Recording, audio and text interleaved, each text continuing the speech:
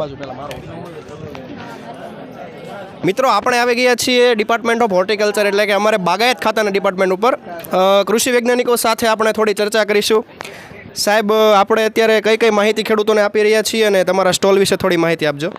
આપણે બાગાયત ખાતું ગુજરાત રાજ્ય એના નવસારી જિલ્લાની કચેરી તરફથી આપણે અહીંયા ખાસ કરીને ખેડૂતોને પ્રચારના બધા માધ્યમો એ મૂકેલા છે.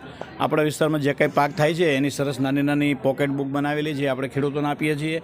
ખેડૂતો તરફથી જે કંઈ નમૂના આવેલા છે આપણા બધા ખેડૂતોના એ પણ અહીંયા પ્રદર્શિત કરેલા છે, જેથી કરીને અન્ય ખેડૂત પણ જોઈ શકે કે આવી આવી જાતો આવે છે.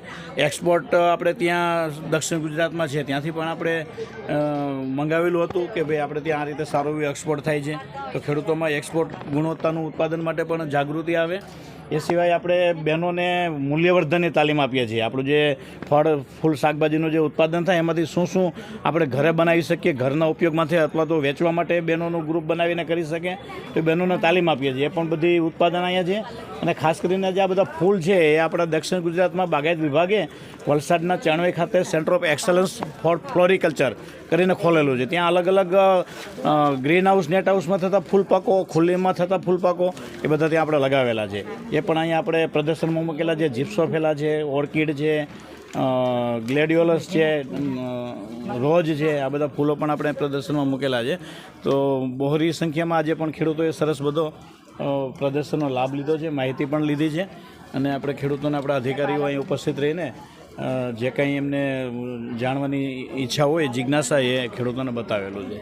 સાહેબ, અમારી સાથે ચેનલ ઉપર સૌરાષ્ટ્રના ખેડૂતો વધારે છે અને મોટાભાગે સૌરાષ્ટ્રના ખેડૂતો રોકડિયા પાકોનું વાવેતર કરતા હોય છે, તો એમને બાગાયતી ખેતી તરફ શા માટે વળવું જોઈએ તેના વિશે આપ શું કહેશો? ખૂબ જ મહત્ત્વનો પ્રશ્ન છે. રોકડિયા પાક સૌરાષ્ટ્રની અંદર ખાસ કરીને ચોમાસામાં કપાસને મગફળી થતા હોય, શિયાળામાં ચણા થતા હોય, ધાણા આપણે ઘઉં થતા હોય, તો એ પાકો કરતાં બાગાયતી પાકો કઈ રીતે સારા છે? તો દાખલા તરીકે એકમ યુનિટ ગણીએ 1 એકરમાં, તો તમે ઘઉં છે, ચણા છે, આ બધાનું ઉત્પાદન ગણો તો લગભગ 20,000 થી 25,000 થી 30,000નું ઉત્પાદન મળે. અને 50% જેવો ખર્ચો કાઢી નાખો તો 15,000 થી 25,000 રૂપિયા વધે.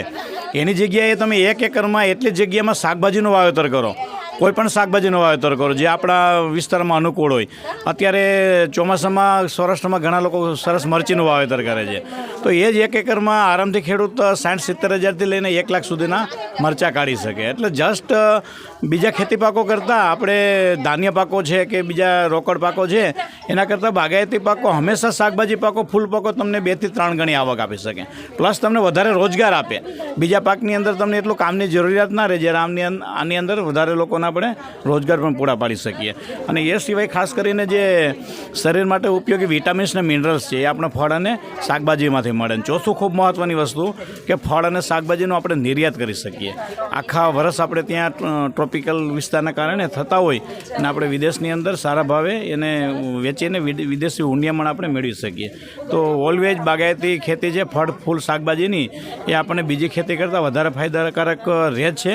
આપણે જરૂરિયાત માટે આપણે ધાન્ય પાકને બધું કરવું જોઈએ, પણ વધારે જમીન હોય તો ચોક્કસ આપણે ફળ પાક અને શાકભાજી પાકો તરફ ખેડૂતોએ અમુક જમીન એની રોકવી જોઈએ. આભાર સાહેબ.